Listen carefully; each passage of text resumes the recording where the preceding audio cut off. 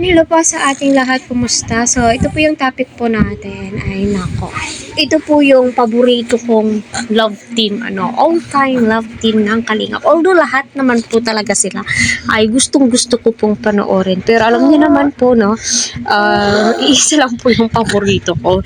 Malamang kita niyo naman po dyan is puro EDSI po yung upload ko. Nakuha po nila yung puso ko, kumbaga, di ba? Ganun naman po talaga yun, di ba?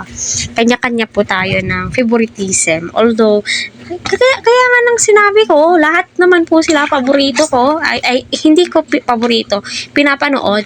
Pero, paborito ko po talaga ang EDSI. So, yun na nga po, no, ang cute ng reaction ni Beyonce. Tingnan niyo yung mukha niya. Habang si Eds, no, habang sinasabi po yung mga katagang yan.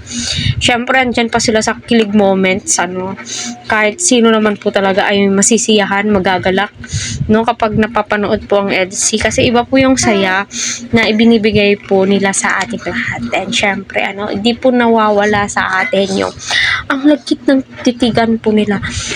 Tinginan pa lang, ay nako, kuhang-kuha na po tayo.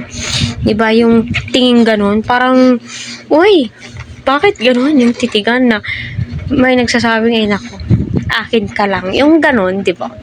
So, nakakatuwang pagmasdan silang dalawa. Sa totoo lang, nakakatuwa at nasisiyahan ako habang pinapanood ko sila. Ika nga ni Eds, no, given na po yun, diba? Yung salitang given is masasabi mo po talaga, wow, eto na talaga. No, eto na talaga yung inaantay ni Eds. No, ilang taon na si Eds, no? So, kay Beyonce lang po yung bagsak niya. So, naniniwala po ako, no, age doesn't matter, no? Kapag kayo ay nagkakaintindihan, mahal niyo ang isa't isa, why not, diba? Kaya, full support ako sa kanilang dalawa kung ano man po yung magiging kalabasan ng kanilang pagmamahalan, charot, ang kanilang tambalan, diba? Okay na po yun. No, swak na po yun, no? Kaya, patuloy po natin silang supportahan.